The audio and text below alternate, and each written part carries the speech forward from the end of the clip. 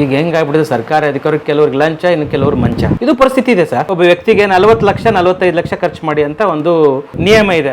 45 ಲಕ್ಷ 40 ಕೋಟಿ 50 ಕೋಟಿ ಖರ್ಚು ಮಾಡ್ತಾರೆ ಸರ್. ಅಂದ್ರೆ ಏನ್ ಮಾಡುತ್ತೆ ಚುನಾವಣಾ ಆಯೋಗ ಸಿದ್ದರಾಮಯ್ಯ ಅವ್ರ ಮೇಲೆ, ಜಮೀರ್ ಅಹಮದ್ ಅವ್ರ ಮೇಲೆ, ಡಿ.ಕೆ. ಶಿವಕುಮಾರ್ ಅವ್ರ ಮೇಲೆ ಕಂಪ್ಲೇಂಟ್ ಕೊಟ್ಟಿದ್ದೆ ನಾನು. ಕಂಪ್ಲೇಂಟ್ ತಗೋತಾರೆ ಸರ್. ಅದಾದ್ಮೇಲೆ ಏನು ಆಕ್ಷನ್ಸ್ ಇರಲ್ಲ. ಸ್ವಚ್ಛ ಪ್ರಾಮಾಣಿಕ ಜನಪರ ರಾಜಕಾರಣ ಮಾಡೋದಕ್ಕೆ ನಮ್ಮನ್ನ ಬೆಂಬಲಿಸಿ ಅಂತ ನಾವು ಗಲ್ಲಿ ಗಲ್ಲಿ ಬೀದಿ ಬೀದಿ ಎಲ್ಲ ತಿರುಗಾಡಿದ್ವಿ. ವಾಸ್ತವ ಏನಂದ್ರೆ ಸರ್, ದುಡ್ಡು ಬೇಕು. ಜನ ಭಾಷಣ ಮಾಡಿ ಕೆಳಗಡೆ ಬರ್ತಾ ಇದ್ರೆ ಜನ ಹಿಂಗೆ ಕೇಳೋರು, ಕೊಡಪ್ಪ ಎಷ್ಟಾದ್ರೂ ಕೊಡು. ಅಂದ್ರೆ ಜನನೇ ಕರಪ್ಟ್ ಆಗ್ಬಿಟ್ಟಿದಾರ. 90% ಕರಪ್ಟ್ ಸರ್ ಜನ.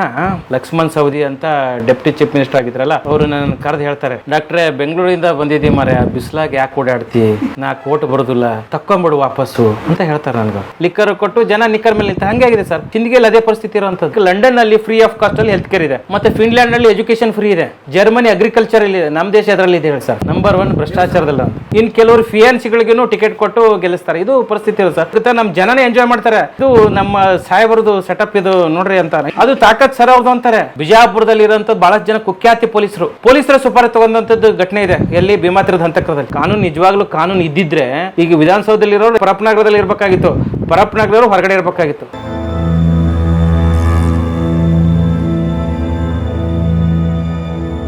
ವಿಜಯಪುರ ಅಂತ SP ಆಗ್ಬೇಕು ಅಥವಾ ಯಾವುದೋ ಒಂದು ಜಿಲ್ಲಾ SP ಆಗ್ಬೇಕು, ಕನಿಷ್ಠ 1.5 2 ಕೋಟಿ 3 ಕೋಟಿ 4 ಕೋಟಿ ದುಡ್ಡು ಕೊಡ್ಬೇಕು.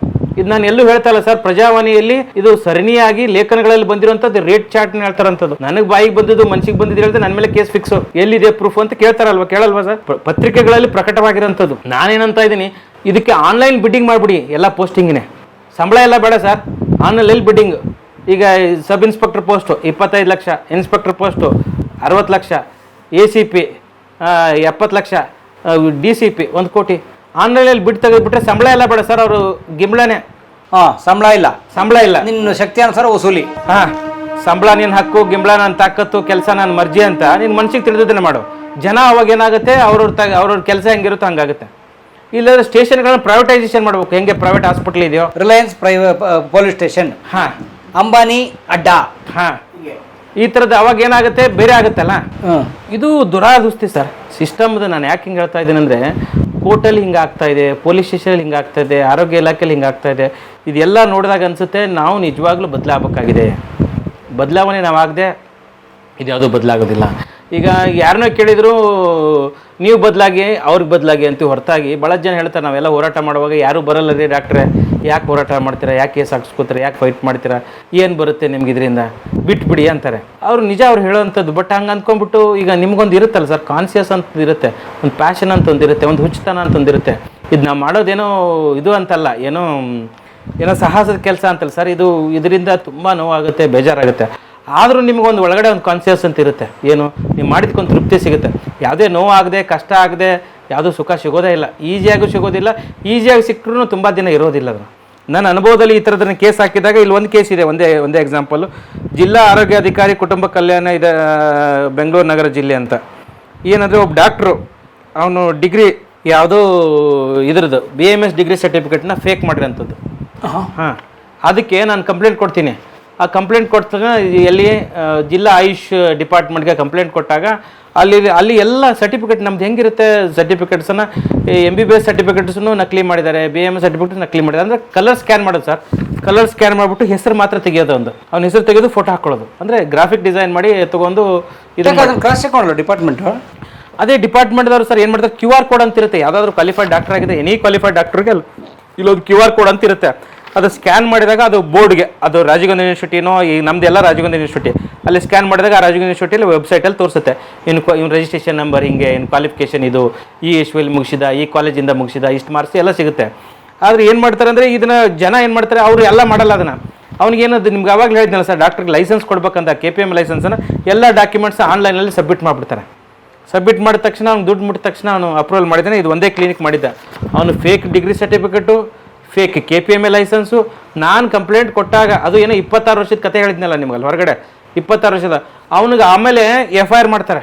ಅದನ್ನು ನಾನು ಹೇಳಿದಾಗ, ಪೊಲೀಸರು FIR ತೊಗೋತಾ ಇಲ್ಲ ಸರ್ ಅಂತ ನಾನು ಇನ್ಸ್ಪೆಕ್ಟರ್ಗೆ ಕೇಳಿದೆ. ಅವನು ಬಂದೇ ಇಲ್ಲ ಸರ್ ಅವರು ಅಂತ. ಇವನು FIR ತೊಗೊಳ್ಳೋದಲ್ಲ, ಇವನು ಈ ಆಫೀಸರ್ ಅಲ್ಲಿಗೆ ಹೋಗಿಲ್ಲ ಕಂಪ್ಲೇಂಟ್ ಕೊಡೋಕ್ಕೆ. ನೀವು ಹಿಂಗೆ ಹೇಳ್ತಾರೆ. ಇದು ಪರಿಸ್ಥಿತಿ ಇರೋಂಥದ್ದು. ಸೊ ಎಲ್ಲ ಲಂಚ ಸರ್. ಈಗ ಹೆಂಗಾಗ್ಬಿಟ್ಟಿದೆ ಸರ್ಕಾರಿ ಅಧಿಕಾರಿ ಕೆಲವ್ರಿಗೆ ಲಂಚ, ಇನ್ನು ಕೆಲವ್ರು ಮಂಚ. ಇದು ಪರಿಸ್ಥಿತಿ ಇದೆ ಸರ್.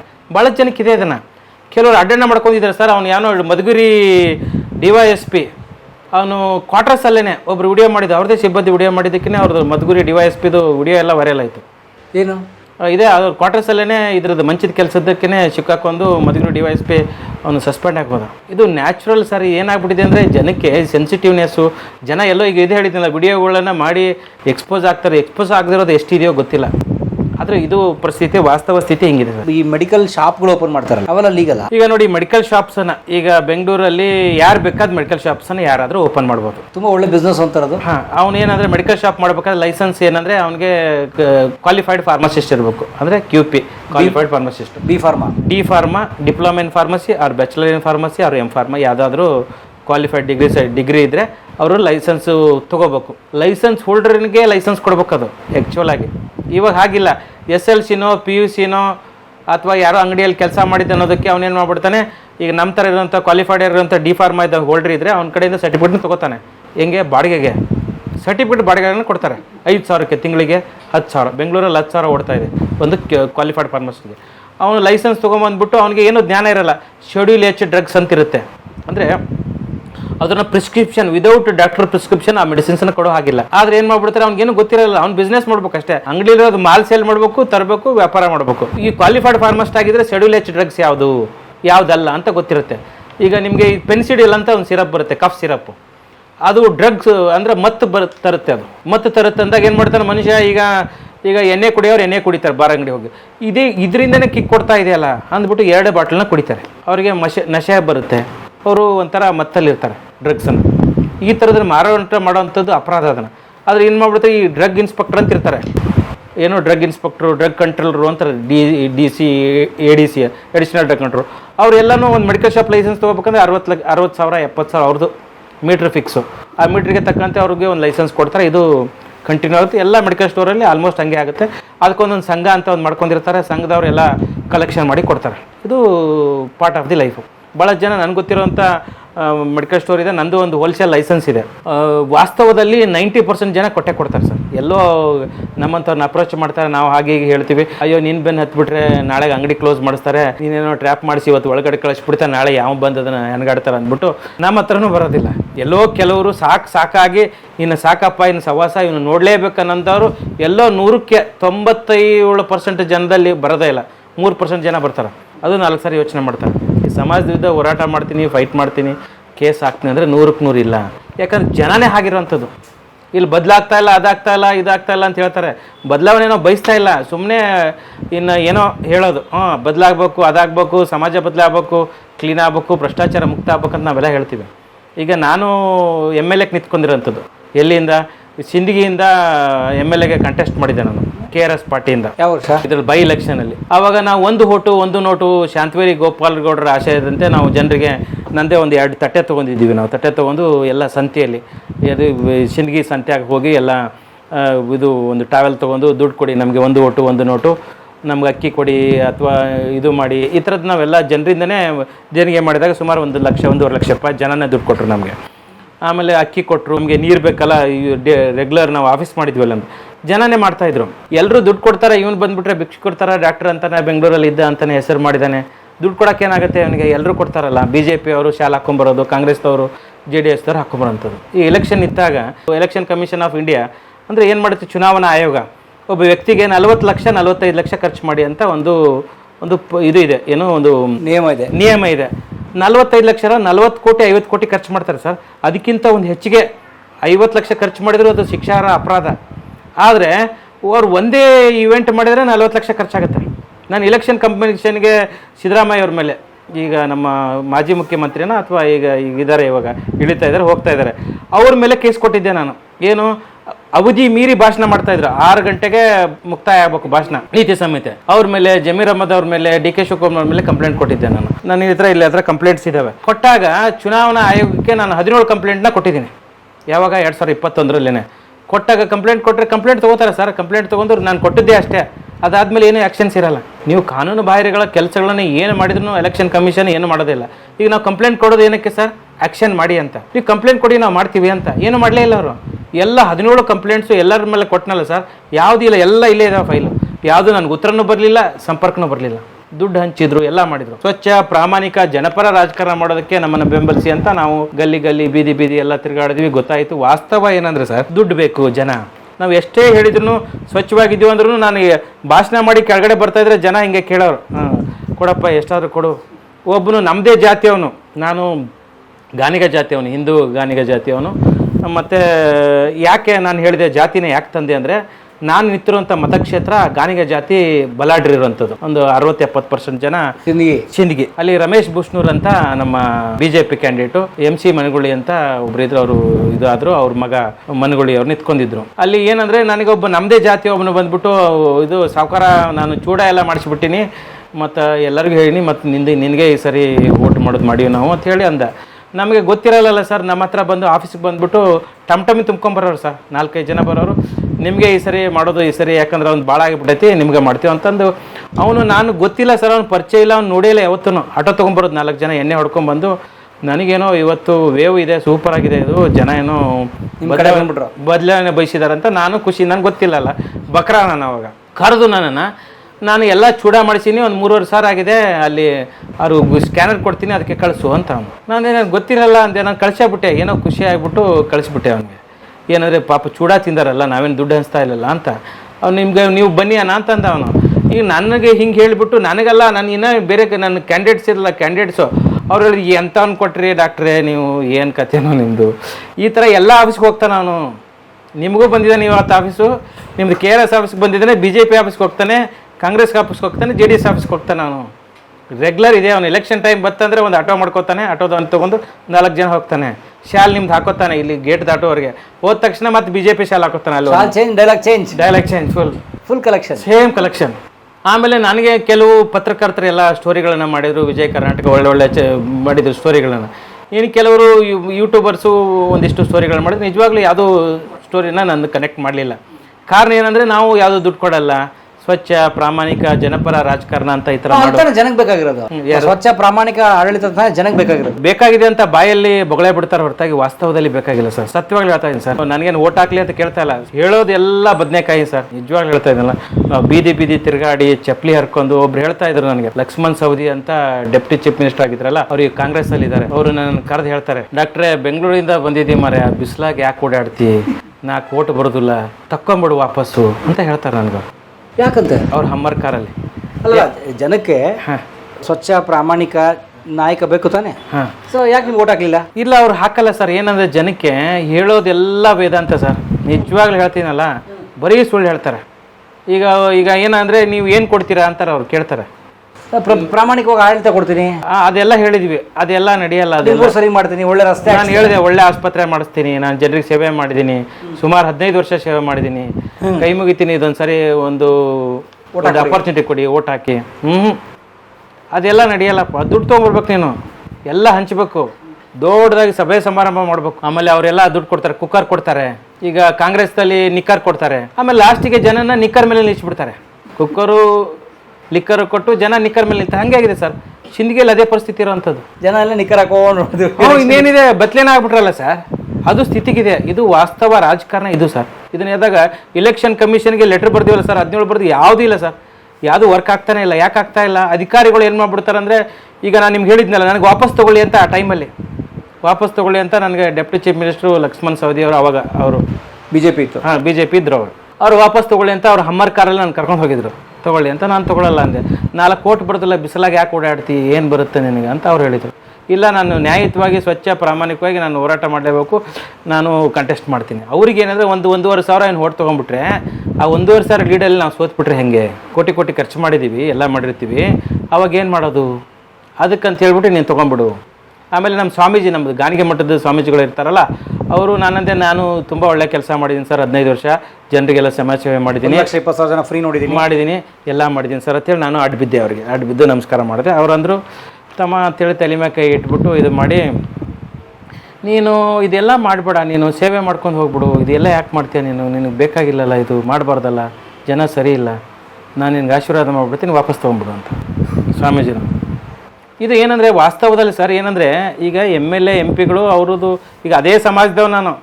ನಾನು ಹೇಳ್ತೆ ಜಾತಿ ತರ್ತಲ್ಲ ಸರ್, ನನಗೆ ಯಾವುದೇ ಜಾತಿ ಡಿಫ್ರೆನ್ಸಸ್ ಇಲ್ಲ. ಆದರೆ ಏನಂದರೆ ಆ ಜಾತಿ ಮುಖಂಡರು ಇರ್ತಾರಲ್ಲ ಅವ್ರು ಫೋನ್ ಮಾಡೋದು, ನಮ್ಮ ಅಂಕಲ್ ಹಚ್ಚಿ ಫೋನ್ ಮಾಡಿಸೋದು, ನಮ್ಮ ತಂದೆ ಹಚ್ಚಿ ಫೋನ್ ಮಾಡಿಸೋದು.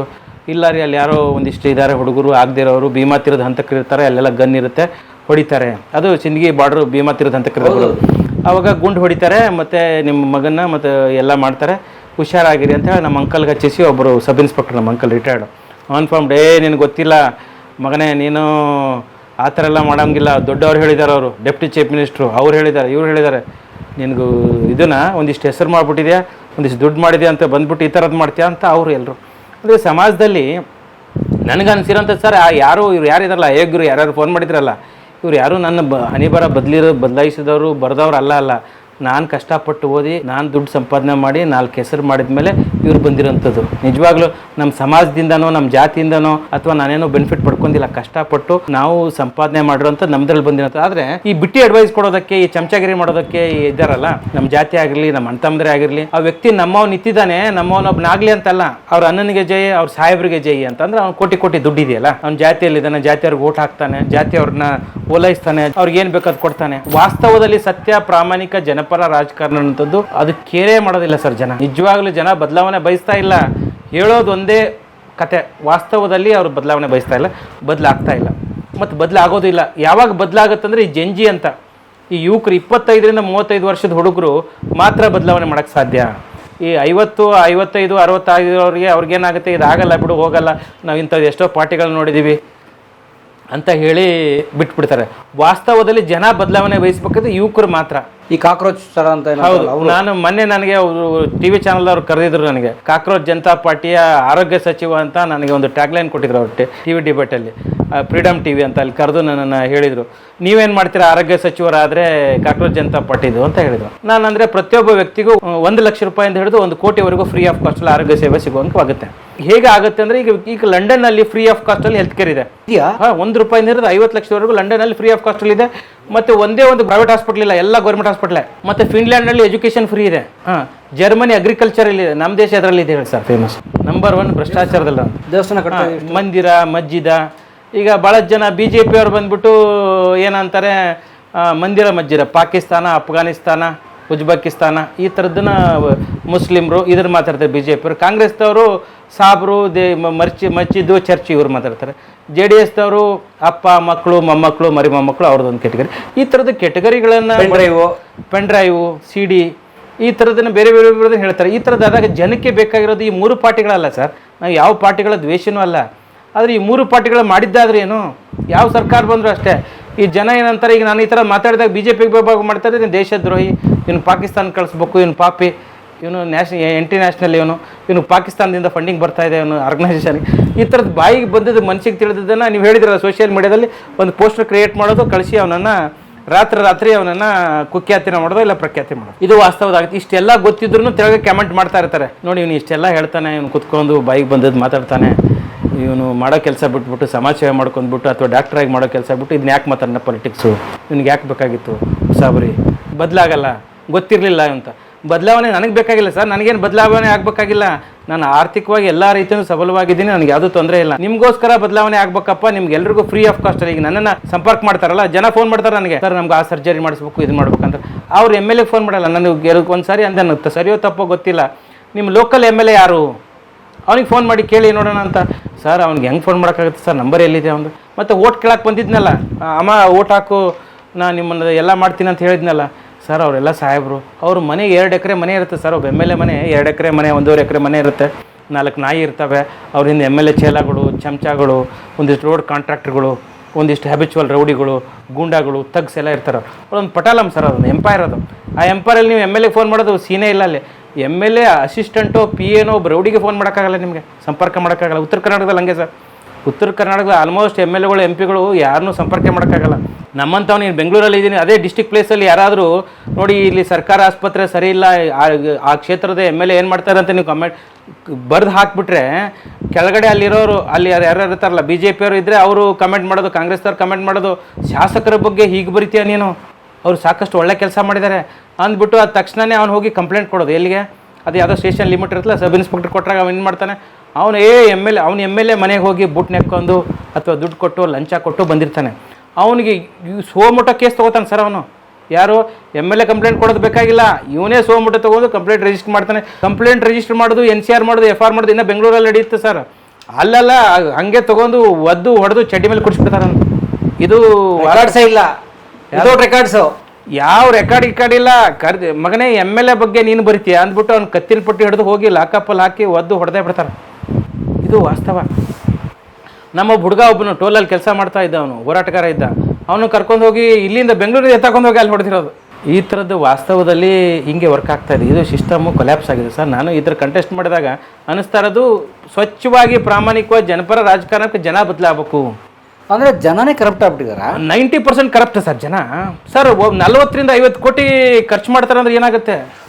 ಯಾವ ಮೇಲೆ ಖರ್ಚು ಮಾಡ್ತಾರೆ? ಅದೇ ಈಗ ಕುಕ್ಕರು, ನಿಕ್ಕರು, ಲಿಕ್ಕರು, ಇವೆಲ್ಲ ಕೊಡ್ತಾರಲ್ಲ, 2,000 ದುಡ್ಡು ಕೊಡೋದು, ಇವೆಲ್ಲ ಕೊಡ್ತಾರದು 50 ಕೋಟಿ ಖರ್ಚಾಗುತ್ತೆ ಸರ್ ಒಂದು ಎಲೆಕ್ಷನ್ ಗೆಲ್ಲಕ್ಕೆ. MLC ವಿಶ್ವನಾಥ್ ಅವರು ಮೈಸೂರವ್ರು ಇದಾರಲ್ಲ, ಅದು ಹಳ್ಳಿ ಅಕ್ಕಿ ಬಾಂಬೆ, ಅವ್ರು ಹೇಳ್ತಾರೆ ಬಾಂಬೆ ಅವ್ರು 50 ಕೋಟಿ ಖರ್ಚಾಗಿ ಮಾಡ್ಬೇಕು, ನಾನು ಎಲ್ಲಿಂದ ತರಲಪ್ಪ ದುಡ್ಡು, ನನ್ಗೆ ನಿಲ್ಲಕ್ಕಾಗಲ್ಲ ಅಂತ ಅವ್ರು ಹೇಳಿರೋಂಥದ್ದು. ಬಟ್ 40 ಲಕ್ಷ ಅಂತ ಚುನಾವಣಾ ಆಯೋಗದ ಇದೆಯಲ್ಲ, ಚುನಾವಣೆ ಹೇಳ್ತಾ ಅದು, ಅದರಲ್ಲಿ ದಾಖಲೆ ಇದೆ, ಡಾಕ್ಯುಮೆಂಟ್ಸ್ ಎಲ್ಲಿದೆ. ಮತ್ತೆ ವಿಶ್ವನಾಥ್ ಅವ್ರನ್ನ ಎತ್ತಾಕೊಂಡು ಹೋಗಿ ಇವರು ಎಲೆಕ್ಷನ್ ಕಮಿಷನ್ ಎನ್ಕ್ವೈರಿ ಮಾಡ್ಬೇಕು ತಾನೆ.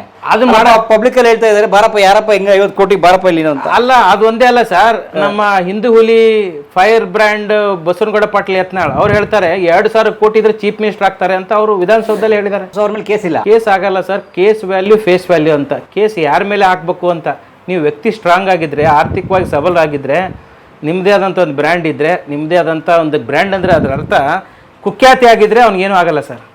ಕುಖ್ಯಾತಿ ಆಗಬೇಕು, ಇದು ಪ್ರಖ್ಯಾತಿಯಾಗಿ ಒಂದಿಷ್ಟು ಒಳ್ಳೆ ಕೆಲಸ ಮಾಡ್ತಾ ಇದ್ರೆ, ಪ್ರಾಮಾಣಿಕ ಆಗಿದ್ರೆ ಅವನನ್ನಂತರೂ ಬಿಡೋದಿಲ್ಲ ಸರ್ ಸಮಾಜ. ನಿಜವಾಗ್ಲೂ ಹೇಳ್ತಾನೆ, ತುಂಬಾ ನೋವಿನ ಸಂಗತಿ ತುಂಬಾ ಜನಕ್ಕೆ ಸರ್. ಮತ್ತೆ ಜನನು ಕುಖ್ಯಾತಿಗೆ ಸಪೋರ್ಟ್ ಮಾಡೋಂಥದ್ದು. ಅವ್ನು ನಮ್ಮವ್ರಿ MLA, ನಮ್ಮ ಜಾತಿ ಅವನು. ನನಗೆ ಹೇಳಿದ್ದು, ನಾನು ಎಲೆಕ್ಷನ್ ಇದ್ದಾಗ, ನಮ್ಮ ಜಾತಿ ಅವ್ರಿ, ನೀವು ಯಾಕ್ರಿ ಅಡಗಾಲ್ ಬಂದು ಬಿಡ್ತೀರ ಅವ್ರನ್ನ? ಅವ್ರು ನಿಂತ್ಕೊಂಡಿದಾರಲ್ಲ, ಅವ್ರು ರೆಗ್ಯುಲರ್ ಆಗಿ ಅವರೇ ಗೆಲ್ಲಬೇಕು. ನಿನ್ಗೆ ಏನು, ನಿನ್ನ ತಲೆಯದು ಸರಿ ಇದೆಯಲ್ಲ, ಹುಚ್ಚ ಅಲ್ಲ ನೀನು? ಸಮಾಜ ಸೇವೆ ಮಾಡ್ಕೊಂಡಿರ್ಬಿಟ್ಟು ಇಲ್ಲಿಗೆ ಯಾಕೆ ಬಂದಿದೆ? ಬೈಯೋದೇನು ಸರ್? ನಾವು ಯಾಕ್ರೆ ಬಂದಪ್ಪ ಇವರು ಇಲ್ಲಿ ಈ ಪರಿಸ್ಥಿತಿಗೆ ಬಂದು ನಿಂತ್ಕೊಂಡ್ಬಿಡ್ತು. ಪರಿಸ್ಥಿತಿ ವಾಸ್ತವ ಕಂಪ್ಲೀಟಾಗಿ ಇದನ್ನು ನೋಡಿದ ಬೇಜಾರಾಗಿ ಹೋಯ್ತು ಸರ್. ಅಯ್ಯಯ್ಯೋ ಎಂಥದಲ್ಲ ಇದು. ನಿಜವಾಗ್ಲೂ ನನಗೆ ಆಮೇಲೆ ಅನ್ನಿಸ್ತು, ಕುತ್ಕೊಂಡು ಯೋಚನೆ ಮಾಡಿದೆ, ಇವರೆಲ್ಲ ನೀಚರು, ಲೋಫರ್ಗಳು. ಇವ್ರಿಗೇನಂದರೆ ಚಮಚಗಿರಿ ಮಾಡೋದಕ್ಕೆ. ನಮ್ಮ ಜೊತೆಲಿ ಇರೋರನ್ನೇ, ನಮ್ಮ ಅಂಕಲ್ ಆಗಿರಲಿ, ಯಾರೋ ಆಗಿರಲಿ, ಸೇಫ್ಟಿಗೋಸ್ಕರ ಅಲ್ಲ ಸರ್ ಇದು ಅಂತಲ್ಲ. ನಾ ಹೇಳಿದೆ ನೋಡಿ, ನಮ್ಮ ಹುಡುಗನಿಗೆ ಹೇಳಿದೆ ನಾನು, ಅವನು ಕೇಳ್ತಾ ಇಲ್ಲ ಮಾತು, ಏನಾದ್ರು ಮಾಡಿ ಅಂತ. ಈ ಥರದನ್ನೇ ಅಂದರೆ ನಮ್ಮವರನ್ನೇ ಹೆಂಗೆ ಮಾಡೋಂಥದ್ದು ಸರ್. ನಮ್ಮವ್ರಂತ ಯಾರಿಲ್ಲ ಸರ್. ನಮ್ಗೆ ಯಾರು ಆತ್ಮೀಯರು, ಹಿತೈಷಿಗಳು, ಜಾತಿ, ಕುಲ ಅಥವಾ ಧರ್ಮ ಅಲ್ಲ. ನಿಜವಾಗ್ಲೂ ನಮ್ಮ ನಂಬರ್ ನಮ್ಮದೇ ಆದ ಒಂದು ಕೆಟಗರಿ ಇರುತ್ತೆ. ನಮ್ಮ ನಂಬರ್ ನಿಜವಾಗ್ಲೂ ನಂಬ್ತಾರೆ. ಏನಂದರೆ ನಮ್ಮ ಬಗ್ಗೆ ಗೊತ್ತಿರೋರು. ಈಗ ಇಲ್ಲದೇ ಇರೋರು ಸೋಷಿಯಲ್ ಮೀಡಿಯಾದಲ್ಲಿ ಲಕ್ಷಾಂತರ ಜನ ಇರ್ತಾರೆ, ನೋಡ್ತಾರೆ, ಅವ್ರ ಬಾಯಿಗೆ ಬಂದಿದ್ದು ಮನಸ್ಸಿಗೆ ತಿಳಿದದನ್ನು ಕಮೆಂಟ್ ಮಾಡ್ತಾರೆ. ಆ ಕಮೆಂಟ್ ಬಗ್ಗೆ ತಲೆ ಕೆಡ್ಸ್ಕೊಂಡ್ಬಿಟ್ರೆ ಇನ್ನೇನಾಗೋದೆ ಸರ್? ಈಗ ನೋಡಿ, ಕೊಲೆ ಮಾಡಿ ಜೈಲಿಗೆ ಹೋಗಿರೋನೆಲ್ಲ ನಮ್ಮ ಜನ ಬಾಸ್ ಬಾಸ್ ಬಾಸ್ ಬೇಗ ವಾಪಸ್ ಬರಬೇಕು ಅಂತ ಕಮೆಂಟ್ ಆಗ್ತಾ ಇರ್ತಾರೆ. ಈಗ ಅದೇ ಈ ಥರದ್ದು ಎಲ್ಲ ಮಾಡ್ತಾರೆ. ನಿಜವಾಗ್ಲೂ ಇದು ಅನ್ಸುತ್ತೆ. ಈಗ ವಿನಯ್ ಕುಲಕರ್ಣಿ ಕೇಸಲ್ಲಿ, ಯೋಗೇಶ್ ಗೌಡ ಕೊಲೆ ಪ್ರಕರಣದಲ್ಲಿ ವಿನಯ್ ಕುಲಕರ್ಣಿ ಪಿತೂರಿ ಭಾಗ ಅಂದರೆ ಕೊಲೆ ಸಂಚು ರೂಪಿಸಿದ್ದಕ್ಕೆ ಅದು ಪ್ರೂವ್ ಆಯಿತು. CBI ಪ್ರೂವ್ ಮಾಡ್ತು. ಇಡೀ ಪೊಲೀಸ್ ಡಿಪಾರ್ಟ್ಮೆಂಟು, ಹೋಮ್ ಮಿನಿಸ್ಟ್ರು ಎಲ್ಲರೂ ಸೇರಿ ಮುಚ್ಚಾಕಿದ್ರೂ CBIಯಲ್ಲಿ ಪ್ರೂವ್ ಆಗಿ ಅವರು ಮತ್ತೆ ಆದರೂ ಸಾಕ್ಷಿಗಳನ್ನ ಬೆದರಿಸಿದ್ರು. ಈ ಥರದ್ದಾಯಿತು. ಎಲ್ಲೋ rare of the rare cases sir. ಒಂದು ದರ್ಶನ್ ಕೇಸು, ಒಂದು ವಿನಯ್ ಕುಲಕರ್ಣಿ ಕೇಸು, ಪ್ರಜ್ವಲ್ ರೇವಣ್ಣ ಕೇಸು, ಈ ಥರ ಒಂದಿಷ್ಟೇ ಕೇಸಸ್ಗಳು ಇವಷ್ಟೇ ಹೊರತಾಗಿ ಇನ್ನು 90% ಕೇಸ್ ಎಲ್ಲ ಖುಲಾಸೆ ಸರ್. ಎಲ್ಲ ಖುಲಾಸೆ. ಈ ಭೀಮಾ ತೀರದ ಹಂತಕರು ಇದ್ದಾರೆ ಸರ್, ಯಾರಿಗೂ ಶಿಕ್ಷಣ ಆಗಿಲ್ಲ ಅಲ್ಲಿ. ಇವ್ರ ಕೊಲೆ, ಅವ್ನ ಕೊಲೆ. ಬಿಜಾಪುರದಲ್ಲಿ ಇರೋಂಥದ್ದು ಭಾಳಷ್ಟು ಜನ ಕುಖ್ಯಾತಿ ಪೊಲೀಸರು, ಭಾಳಷ್ಟು ಜನ ಸರ್. ಪೊಲೀಸರ ಸುಪಾರಿ ತೊಗೊಂಡಂಥದ್ದು ಘಟನೆ ಇದೆ ಎಲ್ಲಿ? ಭೀಮಾ ತೀರದ ಹಂತಕರದಲ್ಲಿ. ಇನ್ನೊಬ್ಬನ ಅಪೋಸಿಟ್ ಪಾರ್ಟಿನ ಹೊಡೆಯೋದಕ್ಕೆ ಸರ್ ಪೊಲೀಸ್ ಅವ್ನ ಭುಜಕ್ಕೆ ಅವನೊಂದು ಗುಂಡು ಹೊಡ್ಕೋತಾನೆ, ಅಲ್ಲಿ ಅವನಿಗೂ ಹೊಡಿತಾನೆ ಗುಂಡು ಪೊಲೀಸ್ ಸರ್. ಸಿನಿಮಾ ಥರ ಸ್ಟೈಲ್ ಕಂಪ್ಲೀಟಾಗಿ. ಇಲ್ದಿದ್ದು ಏನು ಮಾಡ್ತಾರೆ ಗೊತ್ತಾ ಸರ್? ಇನ್ನೊಂದು ಮೊನ್ನೆ ಫೋನ್ ಮಾಡಿ ಹೇಳ್ತದೆ ಬಿಜಾಪುರದಿಂದ, ಇದು ಸೋಷಿಯಲ್ ಮೀಡಿಯಾದಲ್ಲಿ ಏನೋ ಬರೆದು ಹಾಕ್ತಾ ಇದೆ ಅಂತ ಅವ್ನು MLA ಬಗ್ಗೆ. ಅವ್ನ ಗಾಡಿಯಲ್ಲೋ ಕಾರಲ್ಲೋ ಅಥವಾ ಅವ್ನ ಮನೇಲಿ ಗಾಂಜಾ ಪಾಕೆಟ್ ಇಟ್ಬಿಡೋದು, ಡ್ರಗ್ಸ್ ಅದು ಏನೋ ಇಟ್ಬಿಡೋದು, ಫಿಕ್ಸ್ ಮಾಡಿ ಅವ್ನು ಕಳಿಸ್ಬಿಡೋದು ಸರ್ ಒಳಗಡೆ. ಯಾರನ್ನ? ಅಲ್ಲಿರೋಂಥ ಪೊಲೀಸರು ಸರ್. ಪೊಲೀಸ್ ಹೆಂಗೆ ಗೊತ್ತಾ ಸರ್? ತುಂಬ ನೆಟ್ವರ್ಕಿನ. ಬೆಂಗಳೂರಲ್ಲಿ ಆ ಥರದ್ದಲ್ಲ ಸರ್. ಉತ್ತರ ಕರ್ನಾಟಕದಲ್ಲಿ ಬಿಜಾಪುರ ಅಂತ ಅಥವಾ ಬಿಜಾಪುರ, ಬಾಗಲಕೋಟೆ, ಈ ಥರ ಇಂಡಿ ಸಿಂದಗಿ ಈ ಪಕ್ಕದಲ್ಲಿ ಸರ್. ಅವ್ನು ಯಾವನಾದ್ರು ಮಾತಾಡ್ತಾನಂದ್ರೆ ಅವನಲ್ಲಿ ಒಂದು ಗಾಂಜಾ ಕೇಸು, ಡ್ರಗ್ ಕೇಸನ್ನು ಫಿಕ್ಸ್ ಮಾಡೋದು. ಅವ್ನು ಜಮೀನಲ್ಲಿ ಗಾಂಜಾ ಗಿಡ ಹೋಗಿ ಇಟ್ಬಿಡೋದು ಸರ್. ಇವರೇ ಹೋಗಿ ಮನ್ ತೆಗೆದು ಸರ್. ಎಷ್ಟೋ ಜನ ಸರ್, ನಾನು ಇವ್ರನ್ನ ನಮ್ಮ ಲಾಯರ್ ಜೊತೆ ಹೋದಾಗ ಒಬ್ಬರನ್ನ ಭೇಟಿಗೆ ಹೋಗಿದ್ದೆ ಜೈಲಲ್ಲಿ. ನಾವು ಹೆಲ್ತ್ ಚೆಕಪ್ಗೆ ಹೋದಾಗ ಅವ್ರು ಹೇಳ್ತಾಯಿದ್ರು, ಸುಳ್ಳು ಗಾಂಜಾ ಕೇಸು, ಸುಳ್ಳು ರೇಪ್ ಕೇಸು, ಚಿಕ್ಕ ಪುಟ್ಟ ಕೇಸು ಸರ್. ಜೈಲಲ್ಲಿ ಇರೋವಂಥವ್ರು ಭಾಳಷ್ಟು ಜನ ಅಮಾಯಕರು, ಅಸಹಾಯಕರು. ಅಲ್ಲಿ ಯಾರು MP MP ಮಿನಿಸ್ಟ್ರು ಇವ್ರು ಯಾರೂ ಇಲ್ಲವೇ ಇಲ್ಲ. ಅಲ್ಲಿ ದೊಡ್ಡವ್ರು ಯಾರೂ ಇಲ್ಲವೇ ಇಲ್ಲ. ಬಡವರು ನಿಗದಿತರು, ಅವ್ರಿಗೆ ಗೊತ್ತೇ ಇಲ್ಲ ಏನು. ಅವ್ರನ್ನ ತಂದು ಹಾಕ್ಕೊಂಡ್ಬಿಟ್ಟು ಅನ್ನ ಹಾಕ್ಕೊಂಡು ಅವ್ರನ್ನ ಸಾಕೊಂಡಿದ್ದಾರೆ. ಕಾನೂನು ನಿಜವಾಗ್ಲೂ ಕಾನೂನು ಇದ್ದಿದ್ರೆ ಈ ವಿಧಾನಸೌಧ ಜೈಲು ಮಾಡಬೇಕಾಗಿತ್ತು, ಪರಪ್ಪನಗರನ ಇರೋರನ್ನ ಹೊರಗಡೆ ಬಿಡಬೇಕಾಗಿತ್ತು. ನಿಜವಾಗ್ಲೂ ಅದಿರುತ್ತೆ. ಈಗ ವಿಧಾನಸೌಧದಲ್ಲಿರೋರು ಎಲ್ಲ ಪರಪ್ಪನಗರದಲ್ಲಿ ಇರಬೇಕಾಗಿತ್ತು, ಪರಪ್ಪನಗರವರು ಹೊರಗಡೆ ಇರಬೇಕಾಗಿತ್ತು. ದುರಾದೃಷ್ಟ ನಿಜವಾಗ್ಲೂ ಸರ್. ಎಲ್ಲ 250 ಫ್ಯಾಮಿಲಿಗಳು ಮಾತ್ರ, 224 MLA ಇದ್ದಾರೆ. MLA ಅವ್ನ ಹೆಂಡತಿ, ಅವ್ನ ಮಕ್ಕಳು, ಮೊಮ್ಮಕ್ಕಳು, ಮರಿಮೊಮ್ಮಕ್ಕಳು ಇವರಿದ್ದಾರೆ ಈ ಗ್ಯಾಂಗು. ಅವ್ರ ಮನೆಯಲ್ಲಿ ಒಂದು 5 ಜನ ಹಿಡ್ಕೊಂಡು 224 × 5 ಮಾಡಿದಾಗ ಎಷ್ಟಾಗುತ್ತೆ ಸರ್? 1000 ಜನ. 1000 ಜನ. ಈ 1000 ಜನ 6 ಕೋಟಿ ಜನಸಂಖ್ಯೆ ಕನ್ನಡಿಗರನ್ನ ಆಳ್ತಾರಂಥದ್ದು. ಏನು ರಮೇಶ್ ಜಾರಕಿಹೊಳಿ, ಬಾಲಚಂದ್ರ ಜಾರಕಿಹೊಳಿ, ಲಕ್ಕನ್ ಜಾರಕಿಹೊಳಿ, ಸತೀಶ್ ಜಾರಕಿಹೊಳಿ ಅವ್ರದ್ದೇ ಒಂದು ಪಟಾಲಮ್ಮ. ಲಕ್ಷ್ಮಿ ಅಕ್ಕ, ಲಕ್ಷ್ಮಿ ಹೆಬ್ಬಾಳ್ಕರು ಅವ್ರದ್ದೊಂದು ಪಟಾಲಮ್ಮ. ಈಗ ಇಲ್ಲಿ ಬಂದರೆ ಇಲ್ಲಿ ಇವರು ಸಿದ್ದರಾಮಯ್ಯನವರು, ಯತೀಂದ್ರ ಸಿದ್ದರಾಮಯ್ಯ, DK ಸುರೇಶು, DK ಶಿವಕುಮಾರ್ ಅವರು, ಈ ಥರದ್ದನ್ನು ಇದೇ ಯಡಿಯೂರಪ್ಪನವ್ರ ಮಕ್ಕಳು, ಕುಮಾರಣ್ಣನ ಮಕ್ಕಳು ಮೊಮ್ಮಕ್ಕಳು ಅವ್ರದ್ದು. ಮತ್ತೆ ನೆಕ್ಸ್ಟ್ ಜನ್ರೇಷನ್ ಇದೆ. ಈಗ ಮೊಮ್ಮಕ್ಕಳು ಬರ್ತಾರೆ. ಇನ್ನು ಕೆಲವರು ಫಿಯಾನ್ಸಿಗಳಿಗೂ ಟಿಕೆಟ್ ಕೊಟ್ಟು ಗೆಲ್ಲಿಸ್ತಾರೆ. ಇದು ಪರಿಸ್ಥಿತಿ ಇದೆ ಸರ್. ಇದ್ದಾರೆ ಕೆಲವರು ಸೆಂಟ್ರಲ್ ಮಿನಿಸ್ಟ್ರು, ಕೆಲವರು ಸ್ಟೇಟ್ MLA, ಸ್ಟೇಟ್ ಮಿನಿಸ್ಟರ್ ಆಗಿರೋಂಥವ್ರು ಇದ್ದಾರೆ. ಭಾಳ ಜನ ಇದ್ದಾರೆ. ಗರ್ಲ್ ಫ್ರೆಂಡ್ಸು ಇದು ಎಲ್ಲ ಸ್ವಾಭಾವಿಕ ಸರ್, ನ್ಯಾಚುರಲ್. ಇದು ಏನಂತಾರೆ ಗೊತ್ತಾ, ನಮ್ಮ ಜನನೇ ಎಂಜಾಯ್ ಮಾಡ್ತಾರೆ. ಇದು ನಮ್ಮ ಸಾಹೇಬರದು ಸೆಟಪ್ ಇದು ನೋಡ್ರಿ ಅಂತಾರೆ. ಹಿಂಗೆ ಜನ ಸರ್ ಸತ್ಯವಾಗ್ಲೂ ನಾನು ಹೇಳಿದ್ರು ಅದು ತಾಕತ್ ಸರ್ ಅವ್ರದ್ದು ಅಂತಾರೆ. ನಿಜವಾಗ್ಲೂ ಹೇಗೆ ನಮ್ಮ ಬಾಸು ಸರ್. ಈ ಕೆಟ್ಟತನ, ನೀಚತನ, ದುಷ್ಟತನಕ್ಕೆ ತುಂಬ ಜನ ಅದಕ್ಕೆ ಪ್ರಾಮುಖ್ಯತೆ ಕೊಡ್ತಾ ಇದ್ದಾರೆ. ಅದನ್ನು ಬಿಲ್ಡಪ್ ಕೊಟ್ಟು ಹೇಳ್ತಾ ಇದ್ದಾರೆ.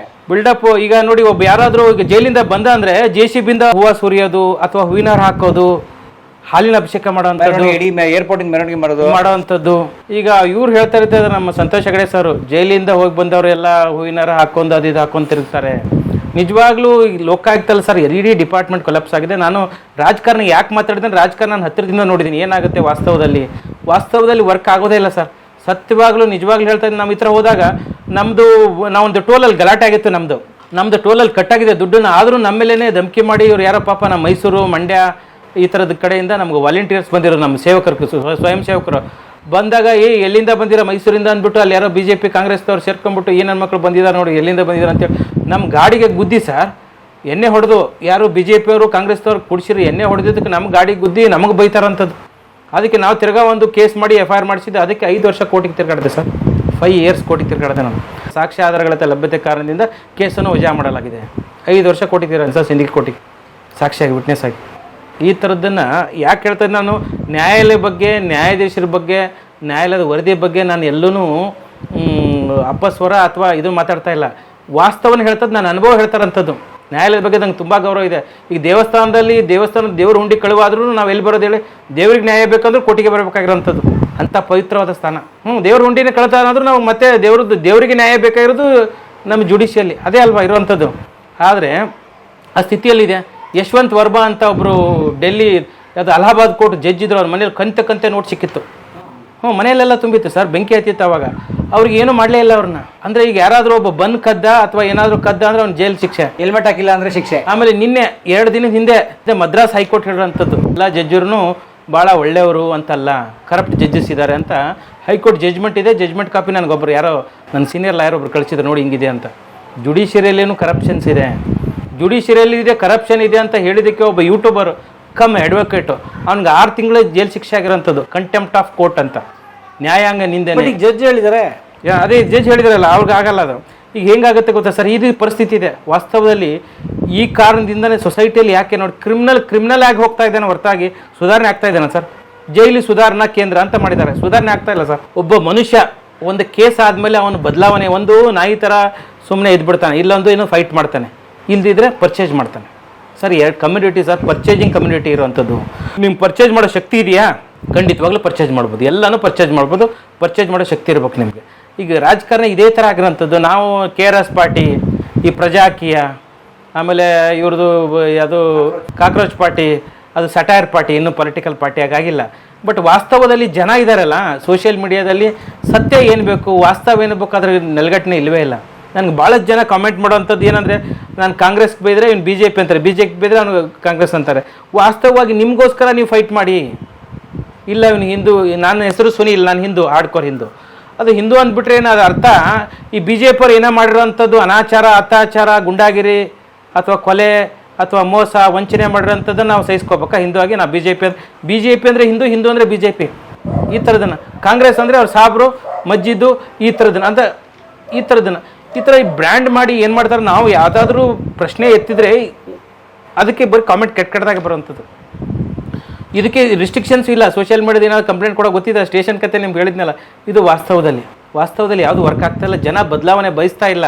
ಸುಮ್ಮನೆ ಬದಲಾವಣೆ ಮಾಡೋಣ ಅದಾಗುತ್ತೆ ಅಂತ ಹೇಳ್ತಾರೆ ಹೊರತಾಗಿ ಈ ನನ್ನ ಹತ್ರನೇ ಬರ್ತಾರಲ್ಲ ಸರ್, ಭಾಳ ಜನ ಕಂಪ್ಲೇಂಟ್ ತೊಗೊಂಡ್ಬರ್ತಾರೆ. ನಾವು ಹಂಗಾಗಿದೆ ಸರ್, ದುಡ್ಡು ಕೇಳ್ತಾ ಇದ್ದಾರೆ ಸರ್ ಆಫೀಸರು, ಮತ್ತು ಅವ್ನು ಹೆಂಗೆ ಮಾಡೋದು ಸರ್ ಅಂತ ಕೇಳ್ತಾರೆ ಅವರು. ದುಡ್ಡು ತೊಗೋತಾ ಇದ್ದಾನೆ, ಒಂದು ರೆಕಾರ್ಡಿಂಗ್ ಮಾಡ್ಕೊಂಬ, ಅದೆಲ್ಲ ಬರಲ್ಲ ಸರ್, ನನಗೆ ಗೊತ್ತಿಲ್ಲ ಅಂತ. ಅದೇ ಬೇಕಾದಕ್ಕೆ ಬರುತ್ತೆ, ಬೇಡ್ದಾಗ ಬರುತ್ತೆ ಅಂತ. ಹೌದು, ಹಂಗೇನೆ ಜನ ಅವ್ರಿಗೆ ಬೇಕಾದಾಗ ರೆಕಾರ್ಡ್ ಮಾಡ್ಕೊಂಬರ್ತಾರೆ, ಬೇಡ್ದಾರೆ ಅವಾಗೆಲ್ಲ ಸರ್ ಸ್ವಲ್ಪ ಸೆಟಲ್ ಮಾಡಿ ಸರ್, ನಿಮ್ಗೊಂದು ಸ್ವಲ್ಪ ಅವ್ರಿಗೊಂದು ಸ್ವಲ್ಪ, ಒಂದು 2 ಲಕ್ಷ ಕೊಡ್ತೀನಿ ಸರ್. ಒಂದು ಯಾವುದೋ ಒಂದು ಕೇಸ್ ಬಂದಿತ್ತು ಮೊನ್ನೆ, ನಿಮ್ಗೊಂದು 2 ಲಕ್ಷ ಲಂಚ ಕೊಡ್ತೀನಿ ಸರ್, ನೀವು ಅವ್ರಿಗೆ ಎಷ್ಟು ಕೊಡ್ತೀರಿ ಕೊಡಿ ಸರ್, ನಿಮ್ಗೊಂದು ಇಷ್ಟು ಇಟ್ಕೊಂಬಿಡಿ ಸರ್ ಅಂತ. ನಾನು ಹೇಳಿದೆ, ನಾನು ಅಂತ ಕೆಲಸ ಮಾಡಲ್ಲಪ್ಪ, ಬ್ರೋಕರ್ ಕೆಲಸ. ದಿನ ಬೆಳಗ್ಗೆ ಎದ್ರೆ ಟಿ ವಿಯಲ್ಲಿ ಬಂದುಬಿಟ್ಟು ಅಥವಾ ಯೂಟ್ಯೂಬಲ್ಲೇ ಯಾವುದಾದ್ರು ಟಿ ವಿಯಲ್ಲಿ ಇಂಟರ್ವ್ಯೂ ಕೊಡ್ತಾ ಇರ್ತೀನಿ. ನೀನು ನನಗೇ ಬ್ರೈಬ್ ಮಾಡ್ತಾ ಇದೆಯಲ್ಲ. ನಾನು ಹೇಳ್ತಾ ಇದ್ರು ಸರ್, ಎಲ್ಲ ಹಾಗೆ ಹೇಳ್ತಾರೆ ಸರ್, ಹಂಗೆ ಮತ್ತೆ ತೊಗೋತಾರೆ ಸರ್ ಅಂತ ಹೇಳೋದು. ಈಗಲೂ ಹೇಳ್ತಾ ಇರಿ ಲಂಚ ತಗೋತಾ ಇರಿ ಅಂತ. ಹಂಗೆ ಹೇಳಿದ್ರು. ನನಗಂದೆ ಇಲ್ಲ, ನಾನು ಅಂಥದ್ದು ಮಾಡಲ್ಲಪ್ಪ, ಸತ್ಯವಾಗಲೂ ಮಾಡಲ್ಲ, ನಾನು ಅಂಥ ನೀಚ್ ಕೆಲಸನೂ ಮಾಡಲ್ಲ, ಭಗವಂತ ನಮಗೆಲ್ಲ ಕೊಟ್ಟಿದ್ರೆ ಇಂಥದ್ದು ಮಾಡಲ್ಲ ಅಂತ ಹೇಳಿದೆ. ಇದು ವಾಸ್ತವದಲ್ಲಿ ಏನು ಸರ್, ನೀವು ಏನು ಬೇಕಾದ ಹೇಳಿ ಸರ್, ಹೇಳೋದು ವೇದ ಅಂತ ತಿನ್ನೋದು ಬದನೆಕಾಯಿ ಅಂತ ಈ ಥರದನ್ನು ಏನಾಗ್ಬಿಟ್ಟಿದೆ, ಹಿಂಗೆ ಆಗ್ಬಿಟ್ಟಿದೆ, ಪ್ರಾಕ್ಟೀಸ್ ಆಗಿಬಿಟ್ಟಿದೆ. ಬದಲಾವಣೆ ಸಾಧ್ಯ ಇದೆ ಸರ್, ಬದಲಾವಣೆ ನಾವು ಬದಲಾಗಬೇಕು. ನೀನು ಬದಲಾಗು, ಅವ್ನು ಬದಲಾಗು, ಅವ್ರು ಸರಿ ಇಲ್ಲ, ಇವ್ರು ಸರಿ ಇಲ್ಲ. ಈ ಚುನಾವಣೆಗೆ ನಿಂತ್ಕೋತಿರೋ ಬದಲಾಗಬೇಕಾಗಿಲ್ಲ, ಜನ ಬದಲಾಗಬೇಕು. ಹೆಂಗ್ ಬದಲಾಗೋದು ಏನು ಮಾಡ್ಬೇಕು ಹೇಳಿ? ಏನು ಪ್ರಾಮಾಣಿಕವಾಗಿ ಸ್ವಚ್ಛ ಪ್ರಾಮಾಣಿಕ ಜನಪರ ರಾಜಕಾರಣಿಗಳಂತವನು ಎಜುಕೇಟೆಡ್ ಆಗಿರೋನು ಊಟ ಹಾಕ್ಬೇಕು. ಯಾವನೋ ನಿಂತ್ಕೋತಾನೆ ಇಲ್ಲ ಅಂತ ಬೈತಾರೆ ಜನ. ಸರ್, ನಾವು ನಿಂತ್ಕೊಂಡಿದ್ದೀವಲ್ಲ ಸರ್, ನಿಂತ್ಕೊಂಡ್ರೆ ನಮಗೆ 1000-2000 ಓಟ್ ಬಂದಿಲ್ಲ, ಇದು ಪರಿಸ್ಥಿತಿ ಇರೋಂಥದ್ದು. ಈಗ ಏನಾಗುತ್ತೆ, ನಾವು ಏನು ಮಾಡ್ಬೇಕು ಹೇಳಿ? ಪ್ರಾಮಾಣಿಕ ನಿಂತ್ಕೊಂಡ್ರೆ ಹಿಂಗಿದೆ, ಅದು ಆಗ್ತಾ ಇಲ್ಲ. ಈಗ ಆಮೇಲೆ ಜನ ಏನಂದರೆ ಅವ್ರನ್ನೇ ಮೆರೆಸ್ತಾರೆ ಸರ್. ನಮ್ದು ನೋಡಿ, ನಂದೇ ಹೇಳ್ತಾ ಇದ್ದೀನಿ, ನಾವು ಎಲೆಕ್ಷನ್ಗೆ ಪ್ರಚಾರಕ್ಕೆ ಹೋಗ್ತಾ ಇದ್ದೀವಲ್ಲ, ನಮ್ಮ ಹಿಂದೆ ಒಂದು 2 ಕಾರು, ಒಂದು 4 ಮೋಟ್ರ್ ಬೈಕು, ಒಂದು 15-20 ಜನ, ಖಾಲಿ 20 ಜನ ನಮ್ಮನೆ ಒಳಗಡೆನೇ ಬಿಟ್ಟಿಲ್ಲ ಸರ್. ಹಿಂಗೆ ಒಳಗಡೆ ಎಲೆಕ್ಷನ್ ಕಮಿಷನ್ ಆಫೀಸ್ ಒಳಗಡೆ ನಾವು ನಾಮಿನೇಷನ್ ಮಾಡಿದ್ದಿಲ್ಲ, ಒಳಗಡೆ ಒಂದು ಕೆಲಸ ಆಯಿತು, ಆಫೀಸ್ಗೆ ಹೋಗ್ತಾ ಇದ್ದರೆ ನನ್ನನ್ನೇ ತರಿಬೋದು ಕ್ಯಾಂಡಿಡೇಟ್ನ, MLA ಕ್ಯಾಂಡಿಡೇಟ್ನ ತರಿಬಿಟ್ಟು ಅವರಿಗೆ MLA ಕ್ಯಾಂಡಿಡೇಟ್ ಅಂದರೆ ಒಂದು ಫಾರ್ಚುನರ್ ಕಾರು, ಹಿಂದೆ ದೊಡ್ಡ ಗಾಡಿ, ಶಾಲು, ದೊಡ್ಡ ಬ್ಯಾಂಜೋ ಮೈಕು, ಸಾಹೇಬ್ರಿಗೆ ಜೈ ಅಂತ ಈ ಥರ ಕೂಗುವಂಥ ಜನಸಂಖ್ಯೆ ಬೇಕು ಅವ್ರಿಗೆ. ನನ್ನನ್ನು ಒಳಗಡೆ ಬಿಡಲಿಲ್ಲ ಪೊಲೀಸ್. ನಾನು ಕ್ಯಾಂಡಿಡೇಟ್ ಅಂದೆ. ಹೌದಾ ಕ್ಯಾಂಡಿಡೇಟ್ ಎಲ್ಲಿದೆ ತೋರಿಸಿ ID ಕಾರ್ಡ್ ಅಂತಾನೆ. ಅವರು ಬಂದರೆ ಗೇಟೇ ಒದ್ದು ಮುರ್ಕೊಂಡು ಹೋಗ್ತಾರೆ. ಇದು ಪರಿಸ್ಥಿತಿ ಸರ್. ಅವ್ರು BJP ಅವ್ರು ಬಂದರು, ಅವ್ರು ನಾಮಿನೇಷನ್ಗೆ ಬಂದಾಗ ಅವ್ರದ್ದು ಕ್ರೌಡೇ ಬೇರೆ. ನಾವೊಂದು 100-150 ಜನ, ನಾವು ಸ್ವಚ್ಛ ಪ್ರಾಮಾಣಿಕ ಜನಪರ ರಾಜಕಾರಣ ಅಂತ ಕೈ ಮುಕ್ಕೊಂಡು ಎಲ್ಲ ಬೀದಿ ಎಲ್ಲ ತಿರುಗಾಡಿದ್ವಿ. ವಾಸ್ತವದಲ್ಲಿ ಪೊಲೀಸು ಸರ್ ಹಾಗೆ ಮಾಡೋಂಥದ್ದು. ನಾವು ಹೆದರಿಸಿದ ಮೇಲೆ ಇವನು ಯಾವನೋ ಹೇಳ್ಬೇಕಲ್ರಿ, ತೋರಿಸ್ಬೇಕಲ್ಲ ID ಕಾರ್ಡು ಅಂತ. ಅವ್ನಿಗೆ ಏನಾದ್ರು ತೋರಿಸಿದ್ರ ಅಂತ. ಅವ್ರು ದೊಡ್ಡವರು ಅಂದರೆ ಕಾನೂನು ಅಂದರೆ ಈಗ ನೀನು ಹೇಳ್ತಾ ಇದ್ದಿಲ್ಲ, ದೊಡ್ಡವರು ಸಣ್ಣವರು ಅಂತಲ್ಲ ಸರ್. ಯಾರು ಈ ಗುಂಡಾಗಿರಿ ಧಮಕಿ ಕೆಟ್ಟದ್ದನ್ನು ಮಾಡ್ತಾರಲ್ಲ, ಜನ ಅವ್ರನ್ನ ಪ್ರೋತ್ಸಾಹಿಸ್ತಾ ಇದ್ದಾರೆ. ಇದು ನಿಜವಾಗ್ಲೂ ಜನಕ್ಕೆ ಬೇಕಾಗಿಲ್ಲ ಸರ್, ವಾಸ್ತವ ಬೇಕಾಗಿಲ್ಲ. ನನಗೇನು ಅನ್ನಿಸ್ತಾ ಇದೆ ಅಂದರೆ, ಇವಾಗ ಕಾಕ್ರೋಚ್ ಜನತಾ ಪಾರ್ಟಿ ಅಂತ ಹೇಳಿದ್ನಲ್ಲ ಸೋಷಿಯಲ್ ಮೀಡಿಯಾದಲ್ಲಿ, ಈ ನೇಪಾಳಲ್ಲಿ ಹೆಂಗೆ ಆಯ್ತಲ್ಲ, ನೇಪಾಳಲ್ಲಿ MLA MP ಫೈನಾನ್ಸ್ ಮಿನಿಸ್ಟ್ರನ್ನ ರೋಡಲ್ಲಿ ಕರ್ಕೊಂಬಿಟ್ಟು ಬೆತ್ತಲೆ ಮಾಡಿ ಹೊಡೆದಿದ್ದಾರೆ, ಸುಪ್ರೀಂ ಕೋರ್ಟ್ಗೂ ಬೆಂಕಿ ಹಾಕಿದ್ದಾರೆ. ಆ ಸ್ಥಿತಿ ಕರ್ನಾಟಕದಲ್ಲೂ ಆಗುತ್ತೆ. ನಾನು ಹೇಳ್ತಾ ಇಲ್ಲ, ನಾನು ವಾಸ್ತವದಲ್ಲಿ ಜನ ಅಷ್ಟು ರೊಚ್ಚಿಗಿದ್ದಾರೆ. ಈ MLAಗಳು MP ಗಳಿಗೆ ಪರಿಸ್ಥಿತಿ ಯಾವಾಗಾದರೂ ಬುದ್ಧಿ ಬರಬೇಕು. ಇಲ್ಲದೇ ಇದ್ದರೆ ಇದು ಕಂಟಿನ್ಯೂ ಇದ್ದಿದೆ ಸರ್. ಈಗ ನಮ್ಮದಾಯಿತು, ನಮ್ಮ ಮಕ್ಕಳು ಮೊಮ್ಮಕ್ಕಳು ಮರಿಮಕ್ಕಳು ಪರಿಸ್ಥಿತಿನೂ ಇದೇ ಆಗುತ್ತೆ. ನಿಜವಾಗ್ಲೂ ನಾಚಿಕೆಡ್ನಿ ಸಿಗುತ್ತೆ ಸರ್. ಜನ ಅಷ್ಟು ಆಕ್ರೋಶವಾಗಿದ್ದಾರೆ. ಯಾವತ್ತಾದರೂ ಹೇಳೋಕ್ಕಾಗಲ್ಲ ಸರ್. ಈಗ ನೇಪಾಳದಲ್ಲಿ ಹಂಗೆ ಆಗುತ್ತಂತ ಯಾರಿಗಾದ್ರೂ ಗೊತ್ತಿತ್ತಾ ಸರ್? ಆ ಥರ ಎಲ್ಲ ಆಗಿ ಒಂದು ಸಂಘರ್ಷ ಆಗಿ ಒಬ್ಬ ರ್ಯಾಪರು ಪ್ರೈಮ್ ಮಿನಿಸ್ಟರ್ ಆಗುತ್ತಂತ ಯಾರಿಗ ಗೊತ್ತಿತ್ತಾ? ಇಲ್ಲ. TVK ವಿಜಯ್ ಪಕ್ಕದಲ್ಲಿ ತಮಿಳುನಾಡಲ್ಲಿರುವಂಥವ್ರು ಚೀಫ್ ಮಿನಿಸ್ಟರ್ ಆದರು. ಅವ್ರು 4 ಸೀಟ್ ಗೆಲ್ಲಲ್ಲ ಅಂತ, ಬಿಕಾಸ್ 2 ಕಡೆ ನಿಂತ್ಕೊಂಡಿದ್ದಾರೆ, ಅದರಲ್ಲಿ ಯಾವುದಾದ್ರೂ ಸೋಲ್ತಾರಂತಂದ್ರು. ಏನೋ ರಾಜಕೀಯ ಪಂಡಿತರು, ದುರೀಣರು, 50 ವರ್ಷ 60 ವರ್ಷ ರಾಜಕಾರಣ ಮಾಡಿರೋರು, ಜಾತಿ ಸಮೀಕರಣ ಅದೆಲ್ಲ ಮಾಡಿದವರು ಟುಸ್ಸಾಯ್ತಲ್ಲ ಸರ್. ಮೈ ಎಕ್ಸಿಸ್ ಇಂಡಿಯಾ ಅಂತ ಒಂದೇ ಒಂದು ಸರ್ವೆ ಕೊಟ್ಟಿರೋಂಥದ್ದು TVK ವಿಜಯ್ ಗೆಲ್ತಾರೆ ಅಂತ, ಅಂದರೆ ಅಬೋವ್ 100 ಗೆಲ್ತಾರಂತ. ಉಳಿದದ್ದು ಯಾವುದೂ ಇಲ್ಲ. ಮೀಡಿಯಾಗಳು ಅಷ್ಟೇ ಸರ್. ಕೆಲವು ಮೀಡಿಯಾಗಳು ಇದಾವೆ, ರಿಪಬ್ಲಿಕ್ ಮೀಡಿಯಾ, ಅದು BJPಗೆ, ಇಲ್ಲಿರುವಂಥ ಸುವರ್ಣ ಅದು ಒಂದು BJPಗೆ ಅಂತ ಹೇಳ್ತಾರೆ. ಇನ್ನು ಕೆಲವು ಈ ಥರದ್ರ ಎಲ್ಲ ಮೀಡಿಯಾಗಳು one or other way sold out ಆಗಿಬಿಟ್ಟಿದ್ದಾವೆ. ಮಾಧ್ಯಮಗಳು ಸೇಲ್ ಆಗಿಬಿಟ್ಟಿದ್ದಾವೆ. ನಿಜವಾಗ್ಲೂ ಸ್ಟೋರಿ ಮಾಡಲ್ಲ ಸರ್. ಯಾವುದಾದ್ರು ಸ್ಟೋರಿ ಎತ್ಕೊಂಡು ಹೋಗ್ತಾರೆ ಸರ್. ಅದು ಹೋದ ತಕ್ಷಣ ಭಾಳಷ್ಟು ಜನ ಈ ಪ್ಯಾಕೇಜ್ ಅಂತ ಸಿಸ್ಟಮ್ ಇದೆ.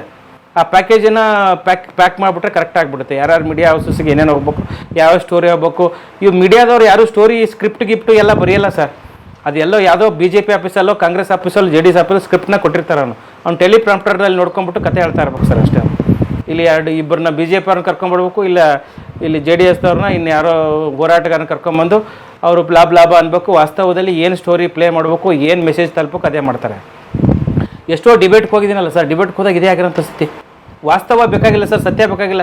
ನಾವೇನಾದ್ರು ಸತ್ಯ ಹೇಳಕ್ಕೆ ಹೋಗ್ಬಿಟ್ರಿ ಅದೆಲ್ಲ ಮಾತಾಡ್ಬಿಡ್ರಿ, ಇಷ್ಟೇ ಮಾಡ್ರಿ ನೀವು, ಇದೇ ವಿಚಾರ ಅಂತಂದರೆ ನಮ್ಮ ಸ್ಕ್ರಿಪ್ಟ್ ಮಾಡಿ ಕೊಟ್ಬಿಡ್ತಾರೆ, ಅಷ್ಟೇ ಮಾತಾಡ್ಬೇಕು ನೀವು, ಅದಕ್ಕಿಂತ ಜಾಸ್ತಿ ಮಾತಾಡಂಗಿಲ್ಲ. ಈಗ ಹೀಗಾದಾಗ ಎಲ್ಲ ಸೋಲ್ಡ್ ಔಟ್ ಆದಾಗ ಏನಾಗುತ್ತೆ, ಸತ್ಯ ವಾಸ್ತವ ಜನಕ್ಕೆ ರೀಚ್ ಆಗೋದು ತುಂಬ ಕಷ್ಟ ಆಗುತ್ತೆ. ಈಗ ಇನ್ನೊಂದು 2 ವರ್ಷ ಆದ್ಮೇಲೆ ಮತ್ತೆ ನಿಂತ್ಕೋತೀರಾ ಎಲೆಕ್ಷನ್ಗೆ? ಹಾಂ ಸರ್, 28ಕ್ಕೆ ನಿಂತ್ಕೋತೀರಾ?